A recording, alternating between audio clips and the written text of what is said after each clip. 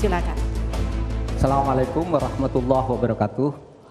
Mari kita bersujud semuanya, saudara-saudara di seluruh Indonesia, kepada ibu kita dalam rangka mengucapkan selamat Hari Ibu 22 Desember 2023 ini.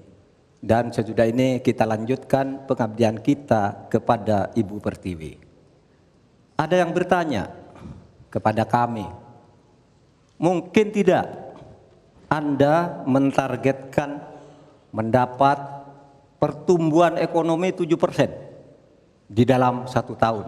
Karena di dalam sejarah reformasi tidak pernah sampai tumbuh sebanyak 7%. Dulu hanya itu dicapai pada tahun 89 sampai 91 di era Orde Baru.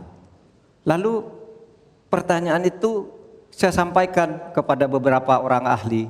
Lalu mereka mengatakan hanya karena kebodohan kita ini tidak bisa menaikkan pertumbuhan ekonomi menjadi 7% karena kita ini kaya raya dengan sumber daya alam dan sumber daya manusia yang hebat.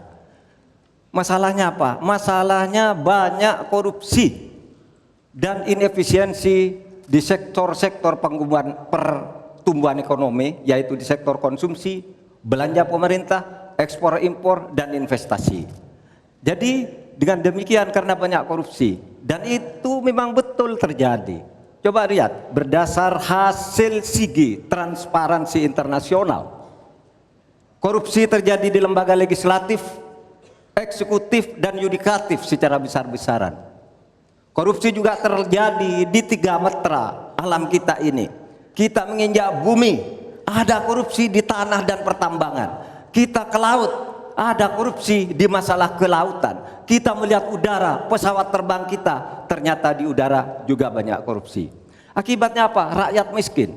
Saya ketemu dengan seorang bernama Teddy dan Joni di Padang, seorang atau 2 orang pegawai angkutan perusahaan truk, menyatakan tidak pernah bisa mendapat subsidi minyak yang disediakan oleh negara karena tidak pernah sampai di korupsi. Saya juga ketemu dengan seorang Sri Wulan, anak kecil di Parongpong, Bandung Barat. Dia mengajak saya main layang-layang, katanya, "Bapak, saya ingin terbang seperti layang-layang meraih cita, tapi saya tidak dapat." Kemudian saya ingat pulau saya, Madura. Di Madura itu kaya dengan gas alam, tetapi sampai sekarang tidak pernah dioptimalkan untuk dimanfaatkan. Maka kuncinya adalah bagaimana kita memberantas korupsi. Lalu ada yang tanya kepada saya, "Bapak, kalau Bapak jadi wakil presiden orang takut ditangkap." Saya panggil para ekonom dan para pelaku usaha, "Apa betul Anda takut kepada saya kalau saya wapres?" "Tidak, Bapak, justru kami perlu seorang penegak hukum seperti Bapak. Karena apa? Kami kalau mau investasi di Indonesia ini diperas, mau berusaha ini diperas. Kalau kami bayar padahal diperas, lalu ketahuan kami ditangkap, katanya kami menyuap." Itulah Indonesia ini pada saat ini. Oleh sebab itu, saudara sekalian, kita harus lawan korupsi. Memang istilah anak muda, "Hai koruptor, kutabrak kau. Hai wir, mundur kau wir. Nah korupsi, setabrak."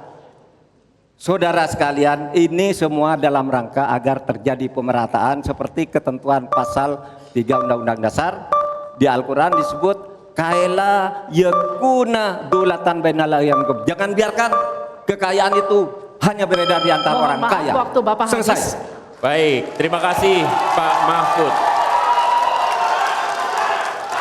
Silakan kembali, Pak. Baik.